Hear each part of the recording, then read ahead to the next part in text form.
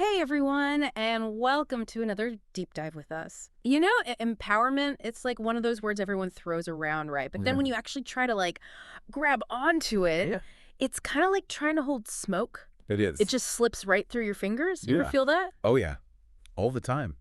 And especially, it seems like, in your own life, when you're thinking about mention specific context from listeners' notes. Exactly. So today we are diving deep into what real empowerment looks like, not just like the surface level stuff. Right, exactly. The nitty gritty. Exactly. And, well, you brought the perfect thing. They did. You did. Your notes. Oh, yes. I Yes. love that you're already bringing this into your own All world right. and thinking about it. Well, So. I love seeing what you're connecting to. Yeah. Right. But we're also bringing in some reinforcements from, get this, 1993. Oh, wow.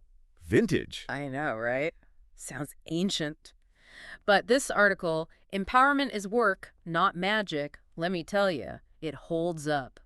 Even today. It really does. Right. Which just goes to show you, the more things change, the more they stay the same. Mm-hmm. Like, yeah, the world is completely different, especially with all the tech. Totally. But when it comes to the core stuff about empowerment, yeah, this article nailed it. Okay, so give it to me straight. What's the big takeaway? What's this article really saying? Imagine you're trying to, like, be a house, Okay. but with just, like, willpower. Uh-oh. You've got the vision. Right. and You can picture. You can Yeah. see it. But without the actual bricks, the tools, the blueprints, Right. you're not going to get very far. It's not going to happen.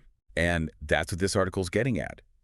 Ditch the quick fix idea of empowerment Yeah. and understand it's a process. Okay, so it's not that, you go, girl, energy drink. Uh-huh. It's about Okay. creating lasting change. Yes, Yeah. it's about building someone's capacity to act, not just making them feel good temporarily. Like, they use this phrase, psychological conditions. Ooh. Sounds kind of fancy, but Oh, it basically means tackling those inner roadblocks we all have, totally. self-doubt, feeling stuck, all that jazz. Oh, tell me about it. I've been there. You've been there. We've all been there. But here's the thing. The article doesn't stop at the internal stuff. It's like, okay, you got to deal with your own headspace. But then there's the outside world, too. Right. The material conditions that can either help or, totally hinder empowerment. Okay, so give me an example. What do you mean by that? Think access to resources, education, a safe environment. I mean, you can't expect someone to go out and conquer the world if their basic needs aren't even met, No. right? No. It's like trying to run a marathon on an empty stomach. Good luck with that. So you need that inner drive, yeah, but you also need support from the outside, too. Which is really interesting when I think about what you put in your notes. Uh-huh. You mentioned how you were seeing this play out in your own world. Mention specific context from the listener's notes. Totally. And it's like, what's so cool about your notes is that you're bringing those material conditions to life, Like you mentioned how, give an example from listener's notes that illustrates this. For example, even the most talented team members can't succeed without proper training and support. Or it's hard for community members to feel empowered to advocate for change if they're constantly worried about basic necessities. Yeah, it's like this light bulb went off when I read that in the article, Yeah. because it's so easy to just assume everyone's starting at the same place Yeah. with that solid ground beneath them. Yeah. But that's just often not the case at all. So true. And in my own world, give a specific example from listeners' notes about a time when this assumption caused problems or hindered someone's empowerment. Wow. You know? That is such a powerful example of how much overlooking those material conditions can really backfire. Yeah. And it ties into what the article talks about, this danger of false empowerment, Ooh, interesting, right? where you feel empowered, maybe, Yeah. but you don't actually have the tools or resources to actually do anything. Right, you're not set up for success. It's like being handed like an empty toolbox. Totally. It's like saying, go climb that mountain, but not giving them any gear Yes. or maps or even what the weather's like. Exactly. And that's why I think this article, even though it was written, decades ago, Right? it's still so relevant today. Totally. Because it reminds us to look beyond those surface level solutions and really ask, what does this person or this group of people, what do they actually need to thrive? Yeah. What would actually equip them to climb that mountain? So it's not just about cheering them on. Right. It's about making sure they have the right Yes. tools and support. Support, yeah, to actually reach the top. To reach the summit, exactly. And that's where those material conditions come in.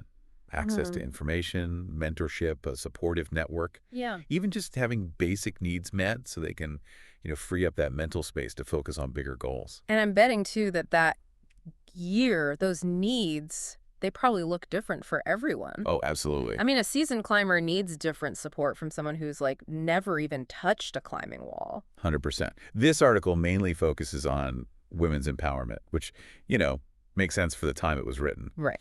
But it got me thinking about how much broader this whole idea is. Yeah. And how those empowering tools, they're going to be totally different depending on the person, their background, their culture. Oh, that's huge. Right. Because what's empowering in one culture could be totally different, even the opposite in another. Exactly. And that's where I think your notes add like such a valuable layer to this whole conversation. Oh, cool. Because you've been wrestling with this in the context of, mention listeners' context again, which is fascinating because The article gives us this, like, blueprint. Yeah. But then you got to, like, think about the terrain, the climate, Right. the actual journey for each person. Exactly. One size fits all. It just doesn't work that way with empowerment. Nope. And you've been seeing this firsthand, right? Yeah. Thinking about how empowerment plays out so differently Yeah. mentioned a specific example from the listener's notes, different departments at work, various community groups, contrasting personal growth approaches. It's true. And it gets even, trickier Yeah. when you remember the article mostly focuses on empowerment within systems like workplaces. Right. But then there's this whole other thing. Yes. About, like, individual dynamics. That's huge. Yeah, come into play, too. Because even in a system that's like designed to be empowering, Right.